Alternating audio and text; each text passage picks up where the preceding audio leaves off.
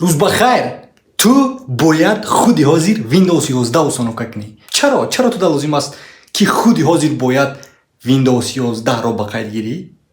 Бозӣ ман мефаҳмам. Яке аз сабабҳои асосӣ ин аст ки ман ин замон ҳамон кор кардастам, яъне ман мехоҳам ки Windows 11 як бор дига установка кунам ва шумо дар нишон диҳем ки чӣ гуна установка не насб кардан Windows 11-ро дар компютери худ. Хоб, аввалин коре мекунем ин, яъне ба мо чӣ лозим аст? Аввалин чиз ба мо чӣ лозим аст? Ҳозир дақа. Хоб, ба мо танҳо ду чиз лозим аст. Яка монитор, окей, ин аст монитор ва мода лозим аст яъне компютери худаш ва пасон ханиқташ ду чиз не, се чиз, чор чиз. Клавиатура, хоб, барои навистан, мишка барои идора кардани компютери худ ва пасон мода лозим аст боз жесткий диск, чунки шояд ки ягон файлҳои лозимаро аз диски D ёки C гирифтан, чунки мо вақте Windows установка мекунем ҳама чизо чикор мекунанд? Нобуд мешаванд. Барои ҳамун ин чанда шид? 1 2 3 ин 4 ва 5 ва ин 6 мода лозим аст якта чӣ ном дорад ин? Ин ном дорад флеш-карта. Як хотираи дигар, чунки мо бояд Windows насб не установка не запис кардан дар кор. Хоб, чӣ гуна мо инро запис мекунем? Яъне ман шумо нишон медиҳам. Хавотир нашавед. Ва яъне ба мо ҳамин қадар чиз лозим аст. Компютер, монитор, клавиатура ва жесткий диск, то ки файлҳомо нагирем, чунки вақте мо Windows на установка мекунем чиз удалӣ мешавад ва мо лозим аст флеш-карта, то ки Windows запис кунем. оғоз мекунем. Хоб, барои оғоз кардан осон аст. Мо меравем аввал тугмаи ҳамин тугмаро зер мекунем, чунки ин яъне компютера гирон мекунад. Хоб, хеле ки мебинед компютер гирон шид ва бале ин аст компютер гирон шид. Ҳамхел аст. Вақте ки компютер гирон шид, чӣ кор мекунӣ? Флеш-картаро мегирӣ дар ана ҷои кабутак дидӣ, дар ана ҷои кабутак мегузорӣ, чунки иҷода меган USB C0. Хоб, гузошти. Пасон диди гирон шид. Хуб, чӣ ки мебинед компютери ман ин замон гирон аст ва ман мехоҳам ки ҳамаи файлҳое ки дар рабочий стол дорум, дар мизи корӣ ва дар дигар дискҳо ба мисли C ёки D ҳастанд, ҳамаеро чӣ кор кунам? Гирам дар анаи хотираи иловагие ки дорум дар онҷо бизорум, то ки вай нобуд нашаванд барои бехатарӣ. Вале вай осон аст, яъне шумо медонед, агар компютер истифода барӣ медонӣ.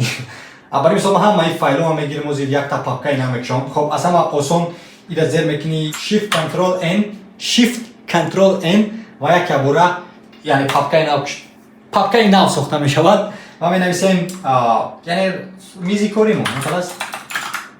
Окей, ира даҷа гузорам, то ки шумо бинед мизи кори бла бла бла. Ҳамаи ҳамин папкое ки дар мизи коримон ҳаст, бояро мегирем ва дар ин папка мегузорем. Хоб, пасон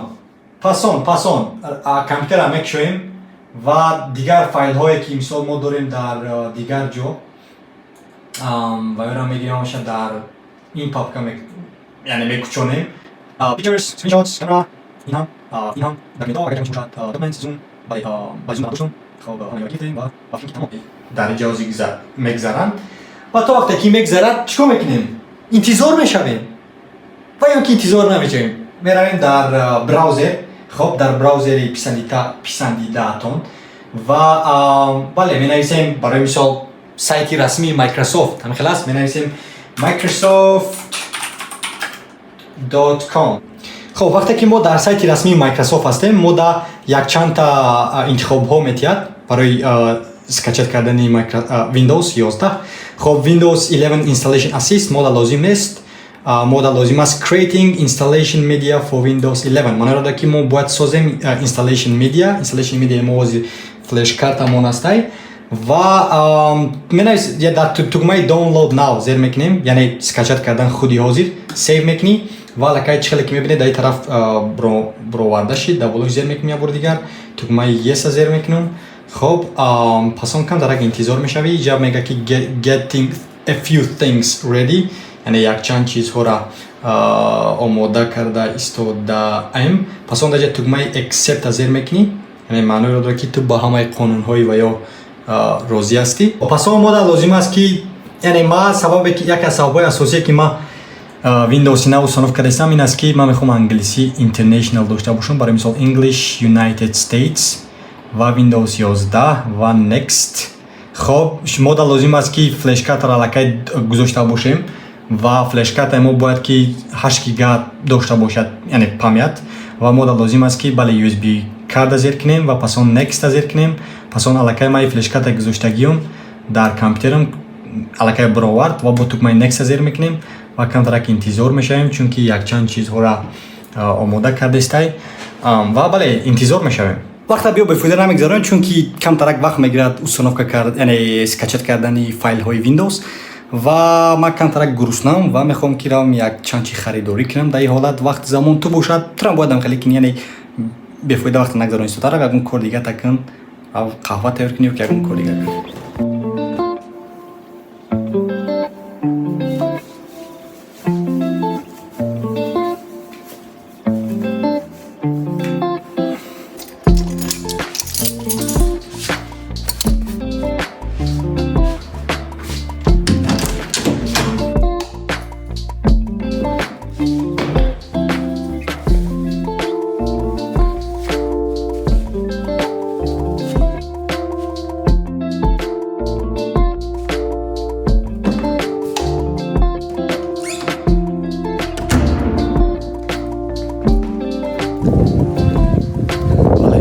امروز کمتر بزید کمتر درکتی بزید بسیاری بعد آچیرد نوبت بسیاری بعد آدم از این آشخانه برو آمدم چون که آدم بسیاری بعد بود و من نمیخوام بسیاری بعد آجا انتظار شوم. بای دیگری آشخانه رو میده پیتزا است. ما نه کمتر خریدم کردیم یک باسم گرفتیم و کمیره میبینیم که کنه ویندوز ما مصنف کشید یا که نه. عزیز اکنون ما برگشتیم و میبینیم که همه همه فایل های ویندوز سکچ شدن یا که نه. که میبینید این میگوید که your flash drive is ready، معنی رو داره که بله یعنی فلش کارت آماده است، فینیش و تمام. خوب ما علاقه که ویندوز 11 رو در فلش کارت که ضبط کردیم این زمان نوبت با یعنی نصب کردن اون است. نصب کلمه توجیکی است، یادگیر توجیکی را نمیدونی، установка نه نصب کردن و برای نصب کردن ما لازم است که کامپیوتر خود را باز آغاز کنیم. باز آغاز معنای رستارت پرزاگروزکا. خب زیر میکنیم در تکمه باز آغاز و کامپیوتر آهسته آهسته باز آغاز شده ایستاده است. وقتی کامپیوتر باز آغاز می شود ما لازم است وابسته از کامپیوتر شما، برای مثال اگر لنوو داشته باشید یا که دیگر چیزها شما لازم است F12 زیر کنید و مرا موزی F12 زیر کردم. F12 زیر کردم. وقتی کامپیوتر پرزاگروز کردیم یا که باز آغاز کردیم شما لازم است که F12 زیر کنید و یا اینکه F123 وابسته از کامپیوتر شما یا که وابسته از نوتبوک شما است و این را کپی در اینترنت در گوگل که کدام F قطعی ما باید کشم، برای مثال این گونه صحیفه را. خب من لازم است با UEFI فلش دیسک چون که اینا فلش دیسک میگن و در بلوش زیر میکنیم و باید که این زمان این کشوید انامو بله فلش کارت ما را که ما ویدیو ساخت کردیم. خب اکنون چی خیلی که میبینید ما اینجا در براورد انامو صحیفه که ما میتونیم ویندوز установка کنیم.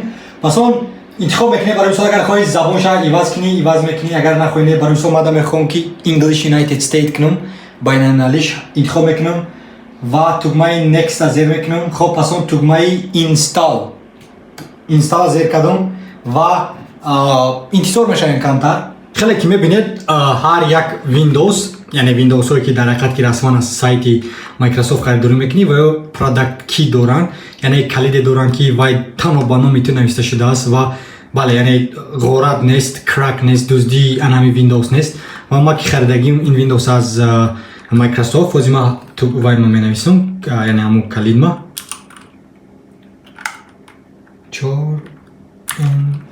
پس اون تگمه I accept یعنی ما قانونهای مایکروسافت قبول دارم میشود. پس اون تگمه next پس اون میشود که custom installation.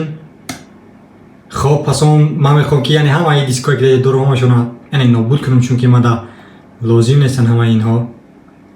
خب همشون نابود میکنم تا که همه فایلایی که در کامپیوتر ما هستن نابود شوند و این هم نابود. و بله چقدر که میبینید ما 1 ترابایت SSD دارم تنها در داخل کامپیوترم و همه وقتی نابود که کردی دیگر تا لازم نیست یا ورگان نیو کنی. یعنی اول شما پرسیدم میتونید که ریزو چرا که ما باید نابود کنیم همشون؟ چون که وقتی همه دیسک را نابود میکنی همه فایل ها و ویروس ها همه چیزی که بودن مثال در پیش نابود میشوند و الکی کامپیوتر تازه میشود تازه آزاده. خب چقدر میبینید من همشون نابود کردم. من میخوام که در دیسک بستانوف کنم و یعنی دو دیسک 3D نمیسازم تنها یک دیسک 3 کفایه است و تگمه next زیر میکنم. خب ما انتظار میشویم تا که یعنی ویندوز ما استانوف شود و این ممکن که وابسته از SSD باشد. اگر ماکسیموم 10 دقیقه میگیرد اگر که HDD باشد ممکن 30 دقیقه 40 دقیقه را گیرد وابسته از یعنی چی است وابسته از جوسکی دیسک است. خب بله اینجا در چقدر میبینید الکی 11% چون که جوسکی دیسک ما SSD کی است برای همون و احترام اگر که کامپیوتر پیشینه باشند راو HDD را ایواز کن با SSD و ببین که سرعت چقدر افزونایی میشه یعنی سرعت SSD کاملا بازی را ایواز میکند چون که تیز است نظر با HDD. خب بله از من اگه 3 دقیقه طول کشید تا که استانوف شود و کامپیوتر پرزگروز کرد یعنی باز آغاز شد یک بار دیگر و بله اگر که SSD باشد همه کارها تیز میشوند و اگر که HDD باشد کمترک طول میکشد یعنی نصب کردن ویندوز و تنها یکم کار دیگه نمیکنید تنها انتظار میشوید تا که ویندوز یعنی کاربرش خودش دیدن گیرد. خب وقتی به فویا نگذارم انتظار نشود یکم سیب گیر یکم نوک گیر یکم قهوه تیار کن و بله تو وقتی که این باز آغاز میشود. بله مثال من این زمان از مغازه که اومدم چی دارم؟ شفتالو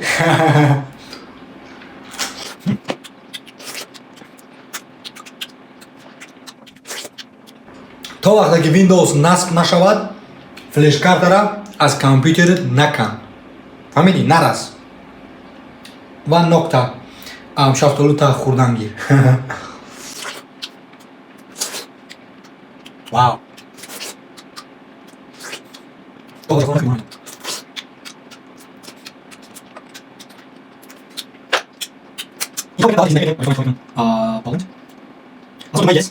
خب انا لازم يو اس اي كيبورد خب يمكن يعطي طاقه بدي توجيه خب اس تي تجيك اس اوكي تي تي اوكي تجيك كليك نيكست ريتش اوت يا تجيك جود خب هذا انزوشن بوس just a moment مشواكي یک لحظه بله بیو مشون انگلیسی نشون چون اگر انگلیسی ندونی رو آموز چون که همه چیز در آیتی انگلیسی طلب میکنند.